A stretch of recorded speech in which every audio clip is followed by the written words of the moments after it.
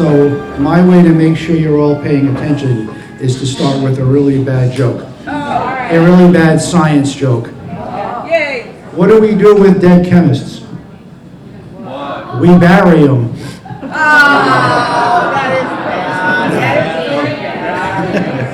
So, having said that, welcome everybody. My name is Bob Rocha. I am the Associate Curator of Science and Research down the hill at the Whaley Museum. I am also a member of the New Bedford Science Cafe Advisory Committee, along with Ann Parson, Grant O'Reilly, and several others, and they're all hiding in the corner at the moment.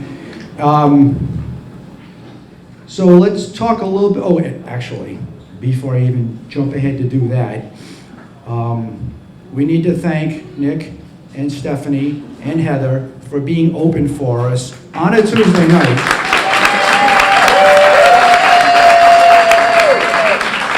Because normally they're not open on Tuesdays, but they do this for us once a month, the first Tuesday of the month. Yay. Unless there's an election, then it's the second Tuesday.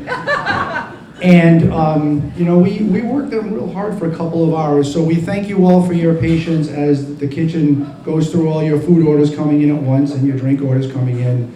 And once we get through that first pass, we'll then order some more. And I also want to thank Gus and New Bedford Public Access Cable for being here. You will eventually be able to see the recording of this. So for those of you that are repeat offenders, welcome back. Nice to see you all here again. If you're here for the first time, I'll tell you a little bit about how this works, and then I'm going to introduce our speaker and get out of the way. So when we do this, we really want this to be a conversation. You'll notice there's no screen. There's no PowerPoint. Occasionally our presenters will bring props if they have something that they want to share, they want to let you have a look at. But otherwise, it's just our presenters sharing their expertise on a particular topic from anywhere 15 to 25 minutes. And then we open it up for questions for a dialogue with all of you. Now, when it comes time for Q&A, I'm going to be back up here with Blake, and he will repeat the questions so everybody can hear it, but when you ask, feel free to be loud. For those of you that are educators, use your teacher voice.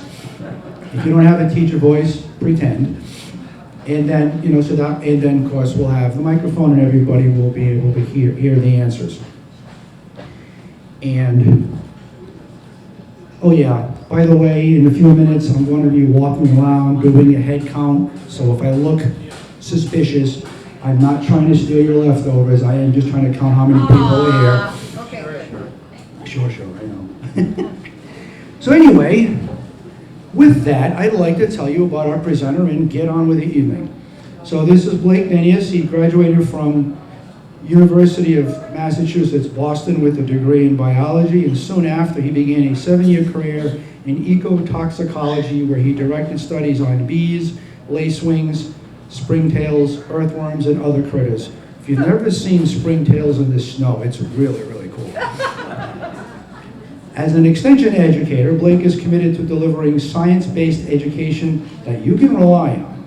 Blake offers programs on anything entomology related, from pollinator gardening to tick bite prevention to guided butterfly walks.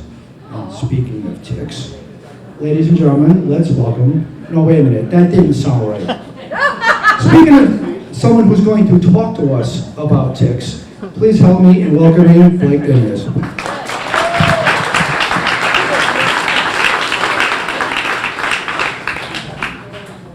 Thank you so much. So glad to be here.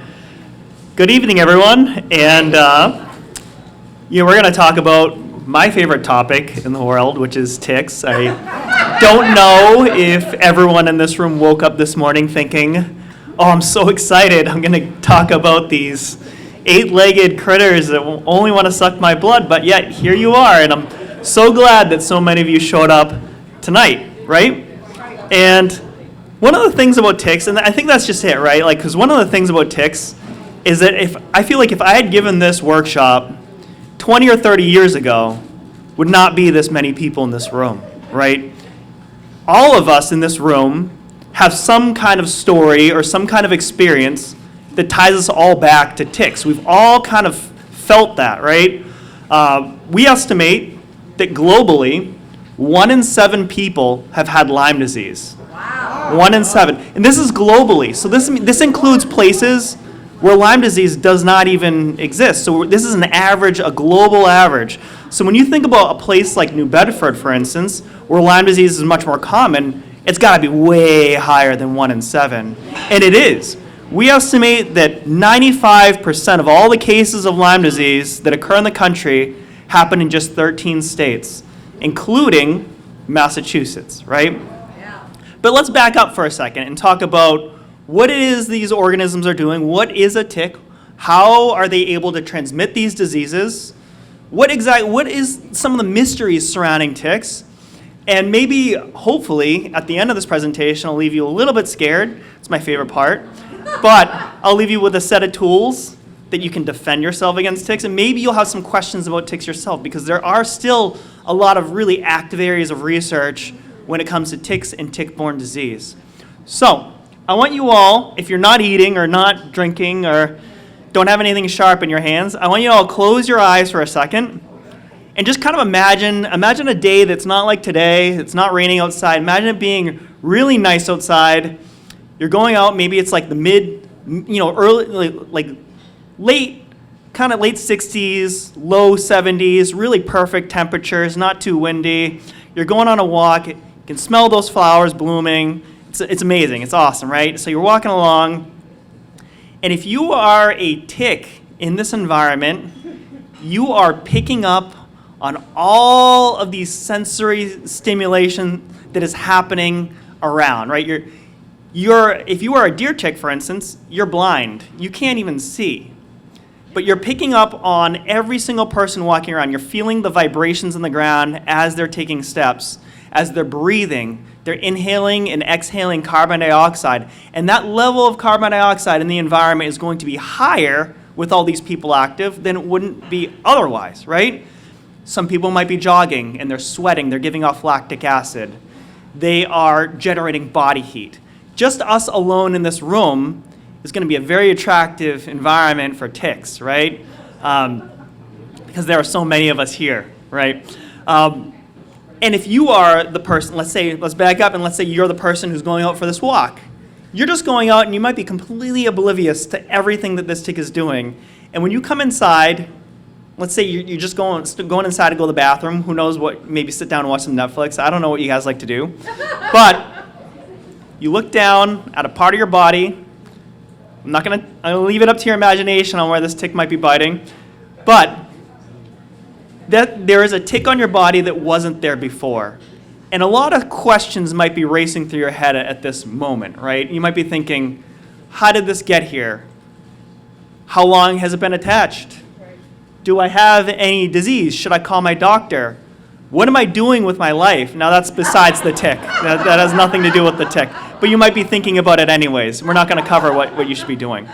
But we want to talk about, at this very moment, what could be happening. Because the real concern at this moment is whether or not that tick is going to make us sick. And because that's the real concern. If ticks just bit us and it was not a big deal, we could just, they'd be gross, we'd be annoyed with them, but we could just pluck them off and be on our way. But that sickness, that ability for the ticks to transmit disease, that is the most important part. And it's important to understand how exactly ticks feed, to understand how this disease transmission can take place. Because ticks, they can transmit a variety of different diseases.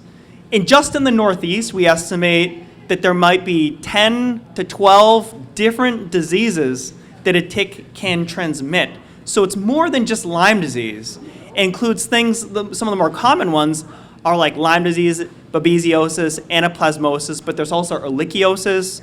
There is this thing that we're going to talk about in the future. It's called alpha-gal syndrome. So there are many different things. And there are even viruses that we have found in New York, New Hampshire, and Vermont, Heartland virus and Bourbon virus, that so far are not here in Massachusetts, but I have to believe that these viruses don't obey state boundaries, and it probably has everything to do with us just not looking for them yet. So they're probably here. But again, backing up, so how does a tick feed and how does this happen? So when that tick is attached to your body, it doesn't just go to try to find a blood vessel. If you're a mosquito, you fly around and you can cannulate a blood vessel just like a phlebotomist could do, find that blood vessel and drink straight from the source. If you are a tick, you do things that you are down and dirty. You do things the rough and tumble way. So when a tick goes to attach, it is looking to attach and feed from your body for a very long, extended period of time. This can be up to 10 days attached to your body. And it is going to generate something called a feeding lesion. This is actually like a blood cavity underneath your skin. And in order to do so, that tick is going to climb on your body, it's going to stick its stabby mouth parts into your skin, and it's going to do something absolutely disgusting. So has everyone finished eating? It's going to spit into your body. And that spit has a variety of pharmacologically active agents, so many different ingredients that we're still not exactly sure all of the different things that kind of go into this. But we know some of their functions. Like some of their functions are cytological. They break down skin tissue, and that's what helps create that lesion, right? They're going to suppress your immune system because your body it has an innate response, it has an adaptive response. It's going to try to fight off this tick, this foreign object, right? But the tick says, no, I'm gonna shut that thing down. I'm gonna knock that out. And all this sounds like it could hurt, so it is gonna desensitize the area with some anesthetic properties, right? If it starts to clot, it's gonna secrete anticoagulants. If it starts to run dry, it's gonna secrete vasodilators. And this tick, which has been on the planet for 450 million years, is well equipped to do all of this without you noticing for up to 10 days.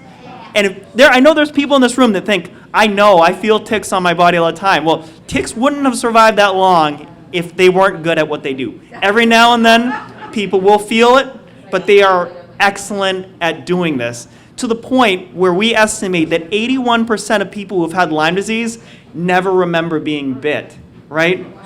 So that means 4 out of 5 people don't feel that tick, right? You might be the 1 in 5, you might think you're special, right? But most of the people are not remembering this, right? But ticks they're kind of crazy, right? So again, you open them up, and there could be many more pathogens that we discover. We just actually, UMass Amherst just found a new species of Rickettsia bacteria in rabbits. So in this particular area, I wasn't going to cover this, but this is relatively new and really kind of cool. We sometimes see cases of Rocky-Mounted spotted fever, which is the vector of that, what transmits that is American dog tick, the good old wood tick. But we have never seen a wood tick in this area test positive for Rocky-Mounted spotted fever. And so we're wondering how people are getting Rocky-Mounted spotted fever if it's not found in the ticks. And these UMass Amherst researchers found a different Rickettsia species closely related to that circulating in rabbits that we didn't know previously. It doesn't even have an exact species name yet. And it's possible that maybe a different vector, not the dog tick, is transferring this from rabbits to people. So again, this is, just to give you an idea that we're learning new things about ticks all of the stinking time, right? So let's talk about some of the new things that we're learning, right? So the ticks have this capacity to transmit all these different diseases. Why is it that all of these different diseases are relatively new? Like, what is causing all of this to happen? Well, if you back way back to, let's say, the late 1800s, early 1900s, New England was a very different location. It was predominantly agricultural setting. We engaged in a lot of farming practices and hunting, deer were nearly extinct. And I know we call it the deer tick, but the deer tick does feed on a lot of different animals, over 150 different species, 82 of which are birds. But the deer is still a very important piece of the story, right? Because as we shifted from this farming agricultural lifestyle and we started to rebound, we saw this massive reforestation of New England where patches of forest kind of cropped up in this mosaic pattern.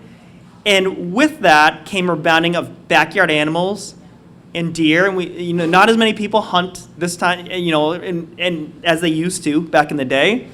And so what we think is happening with the increase in the number of ticks and the number of different diseases can be attributed to a variety of different factors, but a lot of researchers primarily agree it's this reclaiming of lost territory. That ticks used to be here before the 1800s, and since we've started to engage in conservation and we're giving up our farming, going down to the local market basket instead, then now we're dealing with ticks, right?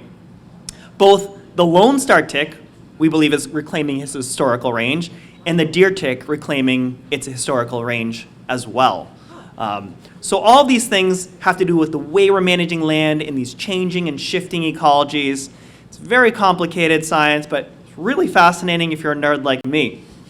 So let's talk about, so we know about the deer tick, we know about Lyme disease. I do want to focus a little bit on the Lone Star tick, especially with you folks living here in New Bedford, where the Lone Star tick is going through a massive recent expansion that is affecting you guys that might not previously have affected you before.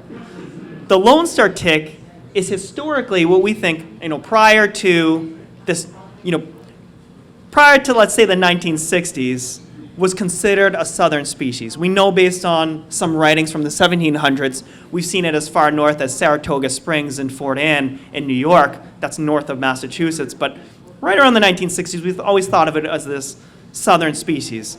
Has now been, it's now all over Long Island. It's all over Martha's Vineyard, Nantucket, Cape Cod, and we're seeing it creep into Bristol County and Plymouth County at the southern portions of it. I found this tick in Dartmouth. I found it in Wareham. I found it in Marion and Mattapoisett. I haven't done a lot of surveillance here in New Bedford, I'm sorry, but it's probably here.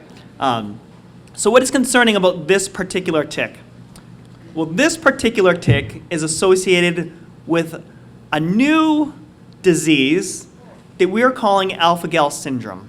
Some people might have called it the alpha-gal allergy. You might have heard it in the newspapers called the allergy to red meat. How many people ordered burgers tonight? I'm curious, right? A lot of people. So keep an eye out if about 2 to 6 hours later you start having an allergic reaction, right? So this allergy, it's very different, and it's really kind of thrown a kink in our understanding of how allergies function. Previously, we used to think of allergies as primarily being associated with proteins, and generally we thought of them as having an immediate or direct response. You would eat, let's say, a shellfish, or you'd be exposed to a pollen or dander in a cat, and you would experience a reaction that was very quick. This particular allergy, which we're calling a syndrome, is associated with a carbohydrate. It's associated with a sugar. And it's really different, and it exhibits a delayed response, one that occurs about 2 to 6 hours later. And it's really, really confusing what exactly is going on. And this allergy extends beyond just red meat. It includes virtually any mammalian product that you'd consume. So I'm not someone who, I like my steak, I like my burgers, but the thing I like the most is ice cream. That's a mammalian product. That comes from dairy, it comes from cows. My favorite candy are gummy bears. That has gelatin in it. And even some of our medical equipment and medical products, like vaccines, contain mammalian products. And that's actually how we discovered this allergy in the first place, is this drug called cetuximab, which was, it's monoclonal antibodies used for cancer treatment that were grown in mouse cell lines. And this was triggering adverse reactions in specific patients that lived in areas where this Lone Star tick lived. And it wasn't found in other parts of the country. And so we're thinking, now we see this association of where this tick is and this particular allergy, and we're thinking, is this what's causing it? And I'm here to tell you right now is that we have a lot of circumstantial data that says, yeah, there's a very high correlation between this tick and this allergy, but yet we still don't know exactly how these things happen. It's very confusing. It's very, very weird. Again, a lot of research is kind of still developing around this. But we think it has, again, it's this new type of research, really, really interesting, this association with this cancer drug. Anyway, so if you get that particular disease, we still don't know if there's a treatment for it, but we think it's becoming increasingly more common. For instance, we estimate about 500,000 cases of Lyme disease occur every single year in the United States. It is possible that 500,000 cases of alpha-gal allergy are occurring every single year in the United States as well. But unlike Lyme disease, alpha-gal allergy is not reportable in every single state, so we don't have very good statistics on it. But I will say that there was a study published where they tested about 100,000 people, and about 33% of those people came back positive. So it's probably exists at a higher level than we even realize, right? Anyways, so that's interesting. A lot of cool stuff happening in the tick world, right? So I do kind of want to end at least with a little bit of information on what we can do, right? So you have these circumstances that have put us in this position, right? A lot of stuff that is out of our control, right? We don't really necessarily want to go back to farming and all these agricultural practices. We've got a lot of development. A lot of people want to leave the leaves, promote native habitat, promote our native wildlife. Ticks are native wildlife, for example. Except for them. We still want to do it, right? But how can we coexist? How can we live with these organisms? Now, a few tools, and I feel like every time I talk about this, though, I am talking to people who maybe have never brushed their teeth, that I'm just like, you need to brush your teeth and you need to floss your teeth, and they look at me and they're like, but I don't really want to do that. So I'm going to tell you some things, and I do these things, and I will tell you right now, the stuff, it flippin' works, right? I am standing before you. I haven't been bit by a tick in over 30 years, and I've never had Lyme disease. I can still eat red meat. I haven't actually had any tick-borne disease ever. And it's not like I lock myself indoors. I like to camp, I like to hike, I go fishing, I lead butterfly walks, insect walks, I conduct tick surveillance. So that means, think about tick surveillance, you think, I'm walking into an environment, I'm like, there are probably ticks right there, and I'm gonna walk right through it. And I still do not get bit by ticks. So this stuff, it really does work. You just have to have the mindset to do it and modify a few behavioral practices of your own. So the first thing I recommend is that you go to the store and you pick up what we call an EPA registered repellent. Now, a lot of you will associate this with DEET. You might not like DEET. It's kind of popular now, trendy to not like DEET, even though it's been in use for about 70 years with about 1 million applications every single year, and really no one has gotten sick from it. But people still don't like it because it smells bad and it burns your throat and hurts your eyes, right? You don't have to use it. Just look when you go into the store next time, look on the bottle and look for an EPA registration number, and that'll be on the back of the bottle. Really tiny writing. That's how you know that this product has gone through testing for both safety and effectiveness. So those are your repellents. And the way repellents work, even though we call them repellents, are not really repelling the tick. We talked about how these ticks seek us out based on all these signals that we're letting out, right? The carbon dioxide, the lactic acid, the body heat. These repellents prevent that tick from doing that, so they are not able to detect us. Next thing is you want to treat your clothing and any gear with something called permethrin or permethrin. This is something that, it's not something for your skin. Again, you can go to the store, Walmart or Target, whichever store you prefer, and it's a treatment for your clothing. You do this up front, right? Once a month, it lasts for 6 weeks or 6 washings. You spray it on your clothes, you let it dry, and it will kill ticks. So you can, if you think about, I have 2 kids at home, I've got a wife at home. I treat all of their stuff once a month. They don't even really know that I do it. But they put on those clothing and those shoes, and they can walk anywhere, and any ticks that touch them or climb up just fall off dead. The other thing to note about ticks is that the areas of your body, even if you find a tick on the back of your head, I hate to say it, that tick climbed probably from your ankles all the way to the top of your neck. They are slow and steady. They live for 2 years, and they only need to eat 3 times in their entire life. So they are patient little buggers. They will take their time looking for a place to bite. Which means that, again, this stuff that you treat on your clothes, this permethrin, is highly effective because they'll spend a long time climbing up your clothes, hanging out on this, get a really large dose, really long exposure time, and they'll fall off dead. The third and final thing that I recommend is that you follow up every single day with a tick check. That includes a day like this, where it's raining outside. That includes a day where you could not possibly have gotten a tick because it's snowing outside. I do this every single day, 365 days a year. And the reason behind this is because when you do this, you get really good and you get really fast at it. If you have never done a tick check in your life, it might take you about 4 to 5 minutes and be the most anxious moment of your day, that 4 to 5 minutes where you're looking and you're like, what is this dot? Is it a freckle? I've never seen that before. I don't know. Panic mode, right?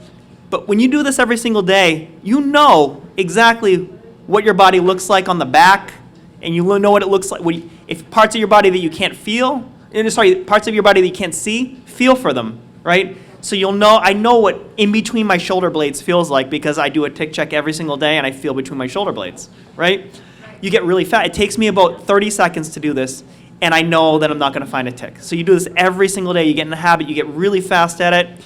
Also, what we know about tick-borne disease is that the quicker and sooner you catch the tick, it really drastically reduces your chances of getting sick. So let's say you get bit one day, you miss it for whatever reason. You do your tick check and you miss it. If you catch that tick the next day, your chances of getting a tick-borne disease are massively reduced. And that tick check might fall on a day that it's raining outside or snowing outside, that you went out on a Friday and now it's raining on a Saturday. You check yourself on that Saturday, you're going to catch it sooner than you would have on a Friday. So those 3 things. And if you notice, not one of these recommendations included getting a yard spray, because I don't think that you necessarily need to. If you're doing all of this personal protection, the yard spray is an extra layer of protection, but not necessary. I like to describe it as a really expensive helmet that you would put on before you get in your car in case you get in a car accident, right? It's going to help if you get in a car accident, but you don't need it, right? A yard spray will help, but you don't need it, right? So that pretty much concludes my summary on tick bites and tick bite prevention. I've got a lot of extra information stored in my head that I didn't want to go deep down the rabbit hole, but I'm hoping that you guys have your curiosity piqued enough to ask me whatever the heck you want. And I give this presentation to 3rd graders, so there is no question that I have not heard before. Thank you. All right. So, Rachel, so it sounds like you're saying ticks don't jump off the blades of grass onto you. They absolutely do not. Because, that seems to, so, I don't know if you want to repeat this, but it seems to be a popular myth that they'll jump off the blades. So the question was, do ticks jump onto you? Ticks don't jump, they don't fly, and they don't climb trees. One of the things about ticks, right? So if you imagine this. Imagine you're a deer tick, you're blind, right? You are highly sensitive to drying out. The biggest enemy of a tick is drying out. If a tick goes to bite, the female tick will blast out about 2,000 to 3,000 eggs. But we know that in that 2-year lifespan, most of those individuals die off. And I'm sorry, they aren't eaten by birds and turkeys or chickens or anything like that, or possums. Most of them probably succumb to environmental conditions, such as drying out. If you drop the humidity in an environment below 82%, all of those ticks will die. So they are incredibly sensitive to drying out. So they spend most of their time close to the ground, underneath the leaf layer, close to the soil surface, where they're absorbing moisture from the environment, where the humidity is higher.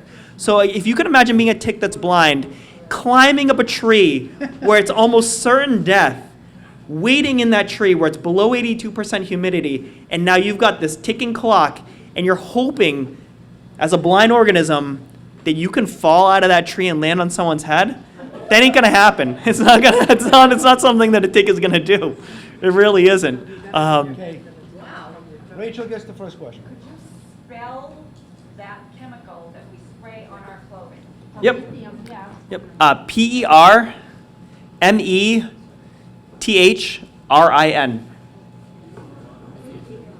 Yep. And it's going to be the active ingredient. They sell it as a garden spray, and they sell it as a treatment for lice and scabies. Make sure you get the one made for clothing. That's really important. Next question. What's it called at Walmart? What's it called? So ask it. So repeat the question. So question, talking about ticks and where they are. How did you spell? Yes. Yes. Sometimes they say they hide in the barberry. So the question was about ticks being associated with Japanese barberry. So what's interesting about Japanese barberry is that it's an invasive plant, right? And it's also a browse-resistant plant. There are not a lot of animals, like deer will eat just about anything, but they will not really like to chew on Japanese barberry. It's very thorny, and they don't really like to chew on it. So what ends up happening, and where this idea that ticks like to be around barberry comes from, is not your garden or your home where you just have a single plant. It comes from this idea that in the environment where Japanese barberry has escaped into the wild, it's created these large swaths, as an invasive plant tends to do, taking over the native ecology and the native plants in that area, the native flora in that area, where it creates this environment, spiky environment, where deer will not really browse down. Now what happens is that creates a really good environment, a protective environment for mice, rodents, and birds, which deer ticks and lone star ticks like to feed on, protecting them against hawks and owls and foxes that would want to feed on them. So they run and scurry into these areas, and having a lot of vegetation in that area also means there's high humidity. It's a very protective environment for these ticks to live and thrive in. So you've got these animals going into there for security's sake, sleeping in there, dropping off ticks in that environment, leaving those ticks in the perfect environment for them to survive, and then other animals frequenting those areas, picking them up and dropping them off and leaving them to survive. And so you've got this nice stop where animals will move back and forth, and that creates this environment where you have higher levels of ticks that might be carrying more pathogens in those particular environments. So it's not attractive for a mouse or a single tick to want to be in there. It's how it affects the ecology of an environment and how that influences the behavior of the animals in that environment.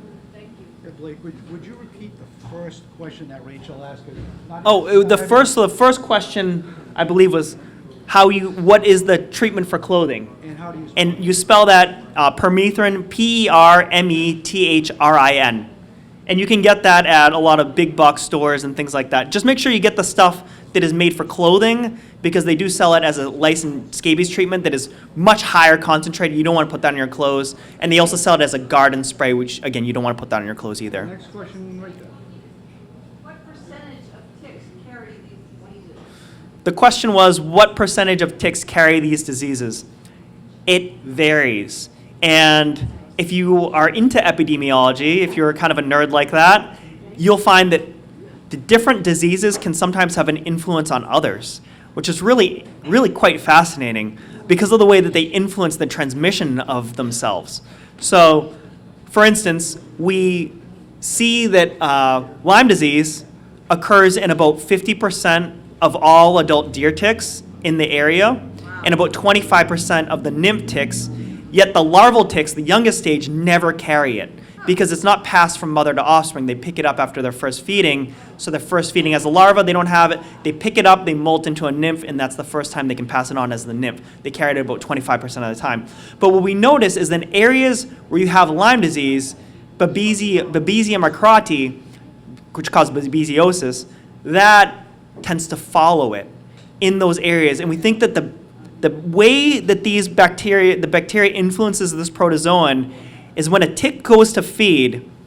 Think about how I talked about all those immunosuppressive agents that the tick secretes into your body to knock out your immune system. We think that facilitates the transmission of certain diseases as well, and that these diseases almost help each other. They're helped by the tick and they help each other. But anaplasma is weird, where it kind of just exists independently. It's not distributed the same as these organisms.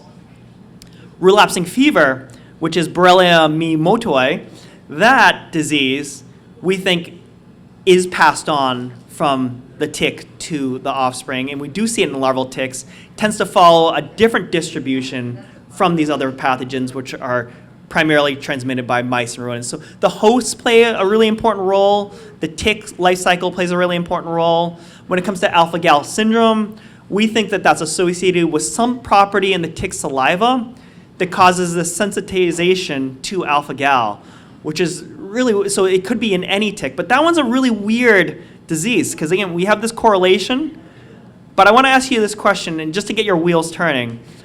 We see it in Virginia, we see it in North Carolina, we see it in Missouri, Arkansas, Tennessee, Oklahoma, but we don't see it further south of that as much, and further north of that, and then we see it in this one weird pocket in northern Minnesota, but that doesn't perfectly follow the distribution of Lone Star tick, where you find Lone Star tick all over Texas and Florida, yet they're not really seeing it.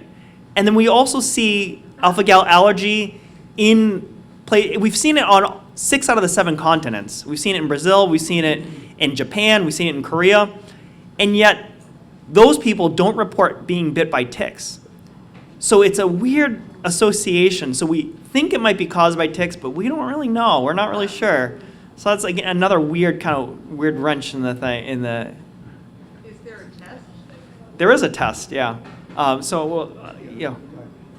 Could you speak to the length of time the tick has to bite you to transmit these different diseases? Because I suffer from alpha-gal, and I was not aware of being bitten by a Lone Star tick, nor having an engorged tick.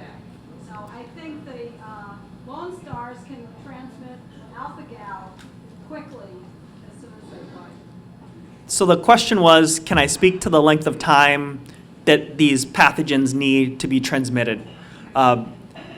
They all need different amounts of time, and a lot of this time is based on animal models, because the ethics behind sticking a tick onto a person and seeing if they get sick, we don't do that anymore in science. That's not something we're allowed to do. So all of this is kind of like a lot of guesses, but what we have seen, at least for Borrelia, Lyme disease, Babesia, and Anaplasma, is the tick needs to be attached for 24 hours or longer. Now, it is possible under certain circumstances that it could be under 24 hours. It's not like Cinderella where you hit 24 hours and all of a sudden you have it. We think that it's somewhere around that mark. Is it 22 or is it 21? We're not really sure. We don't know, again, the circumstances, like if a tick was feeding partially fed, was pulled off and then put back on, could that enhance the transmission? It's possible, right? What we also see is just that the longer a tick has been attached, the greater chances. You pull off a tick in 36 hours, you might not have it. A tick could be carrying that disease and you still might not have it, right? You put it off in 48 hours, your chances are greater. In 96 hours, it's just the odds seem to go up over time. And we see that that's the case with alpha-gal as well, that not everyone will get it immediately. We think that the length of time the ticks have been attached matters. We think that the number of ticks that attach matters. But we also think that maybe some people could get alpha-gal without ever experiencing a tick bite. I will say, I might have had an experience of alpha-gal, and I haven't been bit by a tick in over 30 years, but working with bees, I used to get stung a lot. And what I learned is that sometimes bee venom can sensitize your body in the same way where you could experience alpha-gal-like symptoms as well. So I remember I went out to eat and I had some prime rib. It was really fatty cut, and I had some beer to go along with it because we think that alcohol and exercise also enhance the symptoms. And that I just got short of breath, I got dizzy, I got hives on my way, and it was like 4 hours later, and I was like, well, this is so weird. Took some Benadryl. I've never had that experience ever again, but I'm not working with bees anymore. I don't get stung anymore. It seems to have gone away. So other things may cause this alpha-gal. It's a really weird, interesting condition. A lot of us have dogs who bring ticks into the house, and if we put tick collars on them, the ticks don't seem to bite, but they fall off in the house. So can you comment on that? Yeah. So the question was about having a dog, wearing a tick collar, and then the ticks falling off the dog dead. There are two, what I would group tick and flea medication into two categories at this point, right? So you have their older class of compounds that they are like the Canine Advantix, the Seresto collar, Frontline. They are like the drops you put on your dog's back or the collar that you would put on. The way that these function is they get into the dog's oils and they're kind of coat the dog's fur with actually usually it's two types of chemicals. It's usually fipronil and something like an anti-flea and then like an anti-tick kind of compound. And they will kill the organisms that touch that dog's fur, right? And so they're not perfect. They're not 100%. They don't always kill instantly. Sometimes they will expose the tick and you'll still see the tick crawling, but if you were to pull that tick off and wait 5 minutes, that tick would probably die. That's the way that these work. And then you have the newer type of grouping, which are the afloxaliners, like the NexGard, the Brevecto. These are the oral chewable tablets that you might give your pet. These work differently.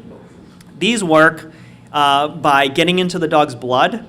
And so they have pretty much zero effectiveness on ticks crawling on the dog's fur, but they will affect ticks that bite. And so they work differently, and there are different considerations and pros and cons for what you might want to do. So the first one is going to kill ticks crawling on them, might keep you a little bit safer. If you let Max or Sparky outside, they'll come in, and before they lay on your lap, that ticks could be exposed, right? But if you groom the dog a lot, and you're petting the dog a lot, give the dog a lot of baths, you could be washing out, diluting a lot of that chemical, and then the dog sits on you and it's not really effective, right? And the other one keeps the dog safer, but does almost zilch for protecting you. If you let the dog outside, you bring the dog back in, any ticks climbing on that dog, they can climb right onto you, and they are completely untouched by that chemical, because they're only going to affect they're only going to be affected once they go to bite, right? So you want to kind of weigh those options. Speak with your veterinarian. That's really what I default to, because there are different breeds. I met with a woman, she said she had a 3-pound dog, and she's like, because of the weight, there are no available medications besides the oral chewable one, because the dog is just too small. So again, speak with your veterinarian. There are different breeds, different sensitivities. Kate, did you want to ask a question? Okay. Okay, Tom? Yeah, I got 3 questions. Apologies. One, I have a fenced-in garden. There's no rodents or deer that can get in there. I have a lawn. I have some long grass that I let grow up during the summer, and then I got some woods. So the question is, what are my different kinds of risks for getting a tick in there? Number 2, I try to keep the humidity low in the house. At below 82%, you say they die. How long does it take them to die? And finally, what kind of DNA technology is out there to battle all of this scary stuff? I'll try to answer those questions one at a time. Please let me know if I have skipped over one of them or not answered it properly. So the first question is, you have a variety of different habitats in your yard, a fenced-in garden, some tall grass, and some woods, and some regular bits of yard. The different tick species, so what we have in Massachusetts, I estimate that we have probably about 12 different species of ticks. No one has done a complete assessment on the number of different species like they've done in some other states. But of those 12, there are about 3 or 4 that you probably need to worry about biting you, and they inhabit different types of environments. So your deer tick will primarily be found about 10 feet from the tree line, right? they're the ones that are susceptible to drying out. They're the ones who die under 82% humidity and less. So they're not associated with tall grass. Doesn't matter how tall the grass is or how short the grass is. There's a study in Western Massachusetts where they let their grass grow in for 3 weeks. It got it to be about 10 inches tall. They didn't find a single tick. There was another study where they flagged and surveyed a trail in the woods where they did regularly mow, and they found tons of ticks. So the mowing doesn't matter. It's just proximity to that tree line. That's really, really important. The tree, the vegetation, the leaves, all that. So the fencing probably makes a difference, but anywhere else in your yard, the grass doesn't really make a difference. Dog ticks tend to be found more closely associated with your taller grass. They can be found further out. They're less sensitive to drying out, so they can withstand humidities lower than the 82%. But they tend still to be found closer to the tree line, but can be found further away. They can be found on beaches and things like that. And then you have your Lone Star tick, which can be found, it can be found in really weird spots. It is the least sensitive to drying out, but it still will dry out over time. But you can find it in fields. You can find it kind of along train tracks and things like that. You can find it much further out, much less sensitive to drying out. That tick, you'd probably, if you did have that tick, I imagine you'd find it almost anywhere except for that fenced-in area of your garden. So kind of touching on that fenced-in part, if it's like a chain link fence and you're not preventing mice and stuff from getting in, then you still could probably have some ticks possibly in that garden. If it's more like a solid wall type of thing and you are preventing those animals from getting in, it's possible that you are preventing ticks and other animals from moving into that area. When it comes to fencing, what we've seen are very mixed results, where the fencing seems to only work on really large properties, about 14 acres or more, where you have that fenced in, can cause a reduction in the number of ticks you experience in that property, but it is possible that on smaller scales it could cause some reductions, but the data are very muddy with that. It's really hard to do that. So some low-hanging fruit for a grad student, if you did ever want to go back to grad school, maybe conduct a study on some fencing and see where that leads you. So your second question was, how long will ticks die under 82? So again, dog ticks and Lone Star ticks, much more tolerant to drying out. Deer ticks are actually really hard to keep alive indoors. If you bring a deer tick indoors and you keep it alive, like I've had deer ticks die in about 36 to 48 hours indoors with humidity. Like in the winter, if I bring them in the winter and I don't add enough humidity, they'll die within 36 to 48 hours. And the last thing was like DNA, any DNA modifications for that. I'm not really sure kind of what you mean by that in terms of like modifying DNA. If you're talking about like releasing like genetically modified organisms into the environment, ticks are not a very good candidate for these types of like they call them like almost sterile insect technique, where you saturate an environment with like a lot of ticks that might be infertile or something like that to try to establish them. They're not a very good candidate. They've got a really long life cycle, 2 years. You've got to rear them on, like mosquitoes you can breed, they've got about 10 days you can rear mosquitoes, and they also feed on organic material. You got to rear ticks on warm-blooded animals. It's really, really difficult. There was some kind of genetic modification on mice, like on Nantucket, I believe it was. Kevin Esfeld from MIT wanted to release a bunch of genetically modified mice onto that. But you're talking about something like 4,000 pounds of mice that you release into this small island environment. And so like, it is possible that you could establish that phenotype in that environment and cause mice to become either allergic or groom off these ticks.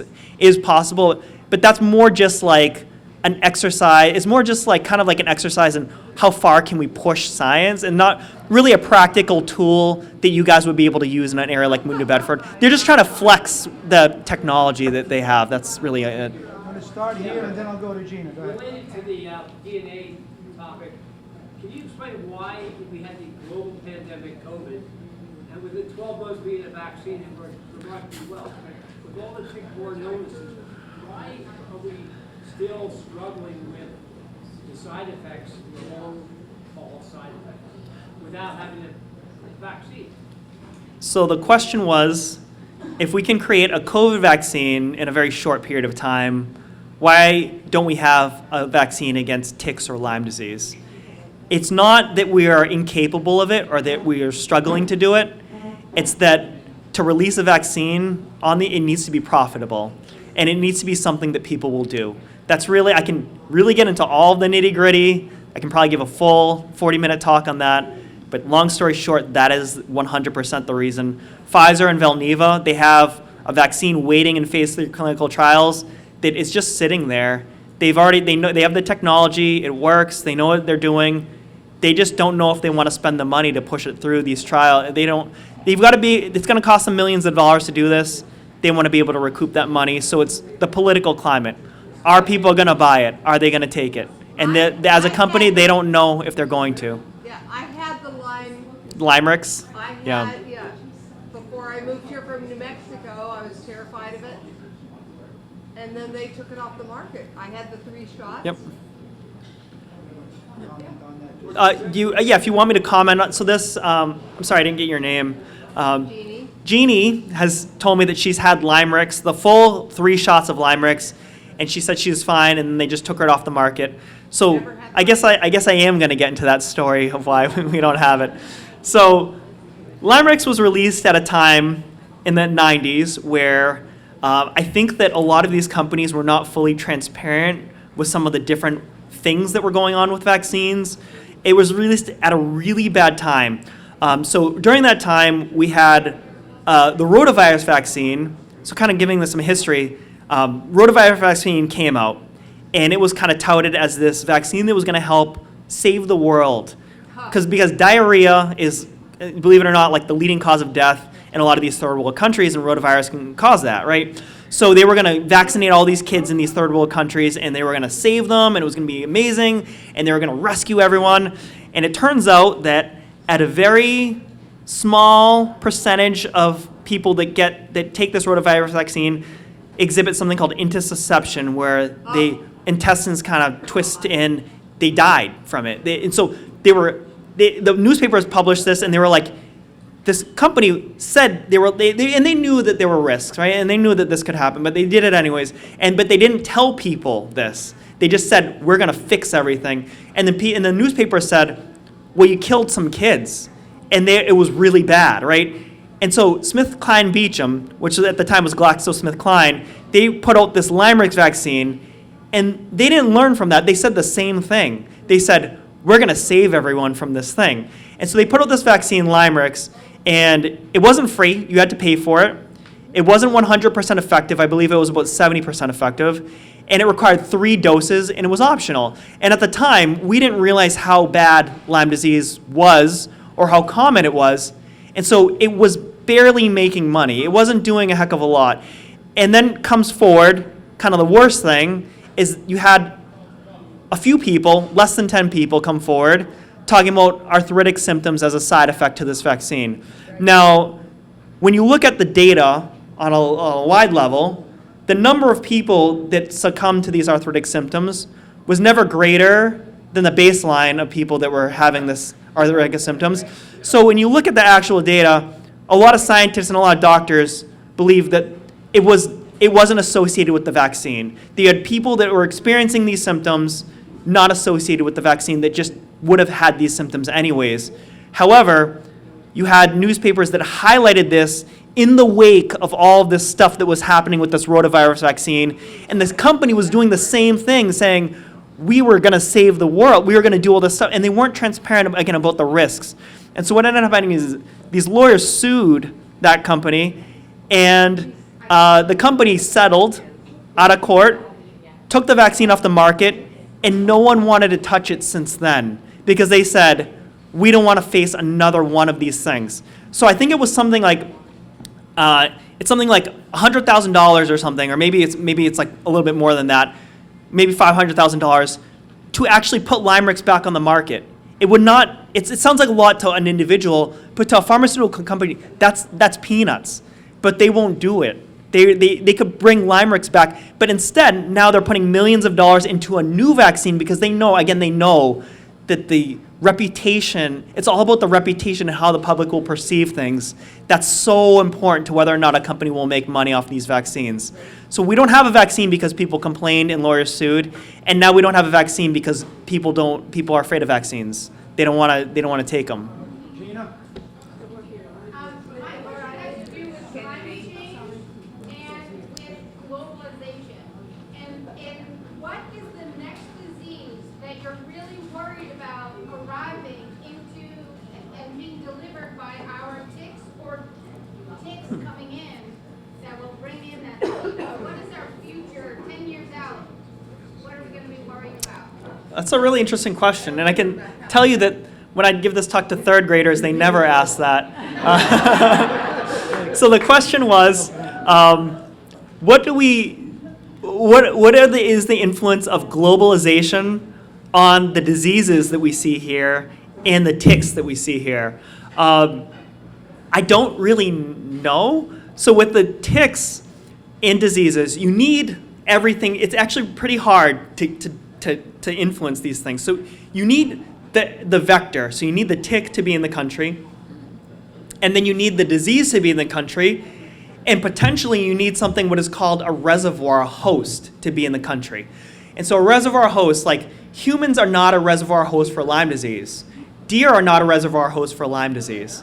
If you put a tick carrying Lyme disease on a deer, that tick will come off no longer carrying Lyme disease. If you put it, again, same thing with a human, you need an animal that can hold those pathogens, not really get sick, and pass it on to other ticks. And so it's a really tricky balance. What we are experiencing now, kind of talking about that, is a new tick is actually in our area. It's called the longhorn tick, not the Lone Star tick. We've got nothing against Texas, but the longhorn tick is not native to our country. It was brought in, we first discovered it in Hunterdon County, New Jersey in 2017. It is an incredibly prolific tick. It's only females, no males. They reproduce asexually, which means that if you move one tick to a new location, you can have a massive explosion of these ticks. We've seen it in Western Massachusetts. I believe they found it they might have found it in Bristol County. It's around here. It's moving very, very fast. This tick has been associated with different diseases in different countries. So far, it has not been associated with any of our typical diseases that we have around here. I think experimentally we've shown that it can transmit something called Powassan virus or deer tick virus in this area, but we don't know if that tick is going to feed on the right animals to acquire the disease and then feed on the right person to transmit it. So it might not be, even though experimentally you can show that, it might ecologically it might not do that. But it has been shown to transmit a new species, a new type of tularemia in cattle. It's the Ikeda subtype. So it already is cycling that in cattle now. So it was brought over with that. So it needs the right conditions. We would probably need, if someone was importing like a different other host carrying a different disease, would need to carry that too. And a lot of things need to go right. I think it's possible, but I don't know how likely it is. So is there one disease out there somewhere else in the world which you really don't want to have show up? Honestly, any of these are pretty bad.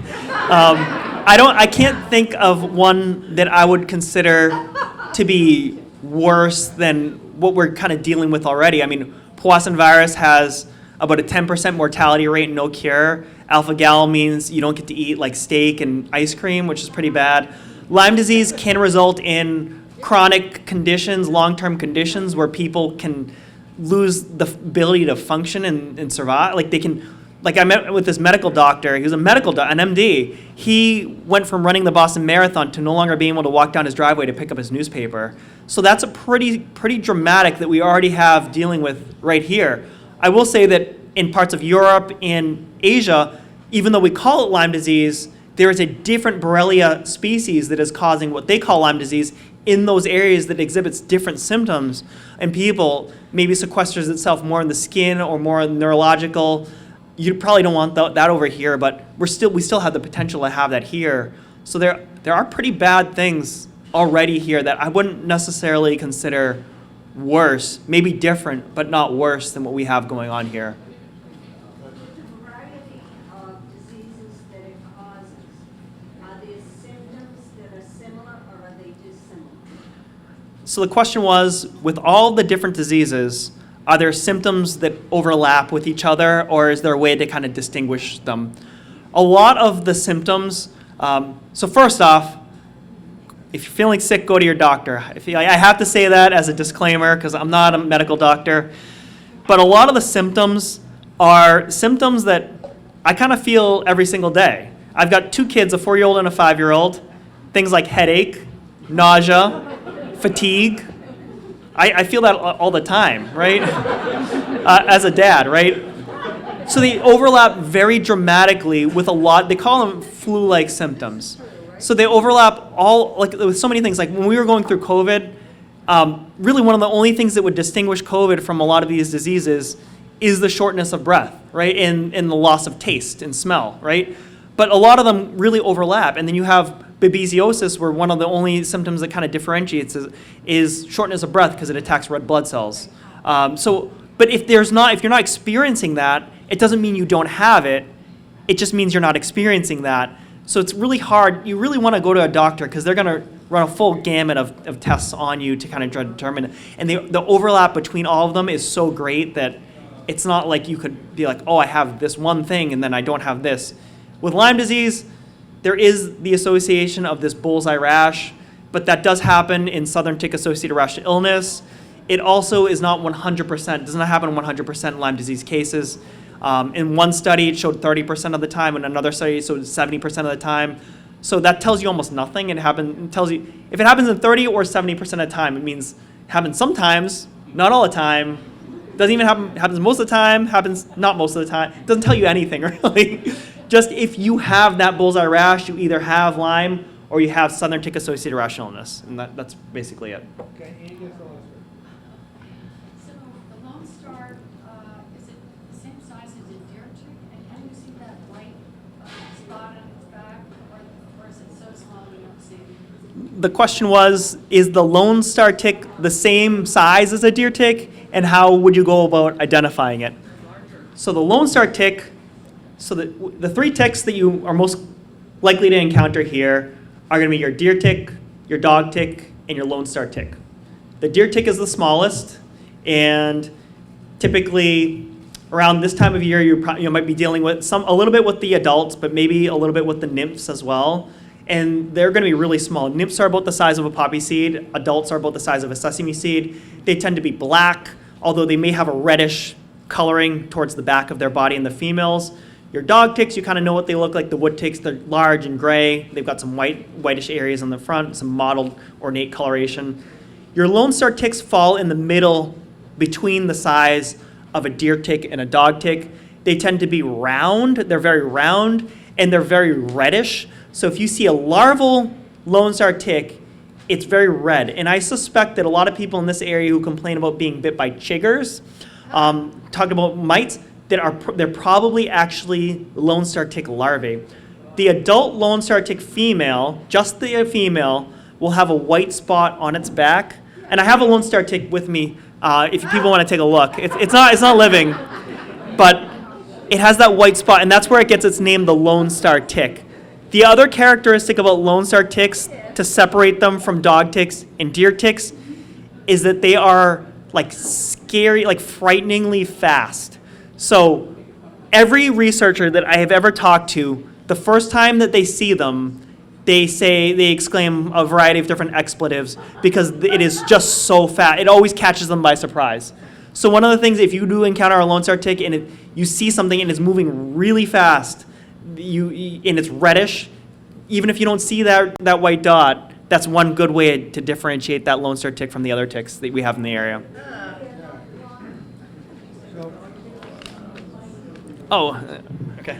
So we've hit 7:15. Blake's going to stick around for a little while if you'd like to come up and ask him a question one-on-one. That was incredible. Let's thank Blake. Thank you.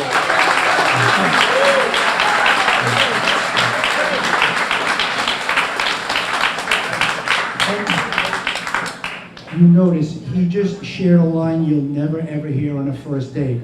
I brought a tick with me. So as a thank you, we'd like to give our Oh, thank you. presenters a Science Cafe mug. And thank you all for your patience with our staff here today, with Heather and Stephanie and Nick and all the crew in the back.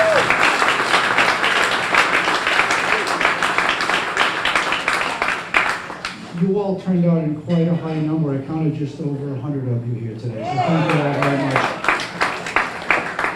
So our next Science Cafe, which will be the last one for the season, will be on Tuesday, June 3rd.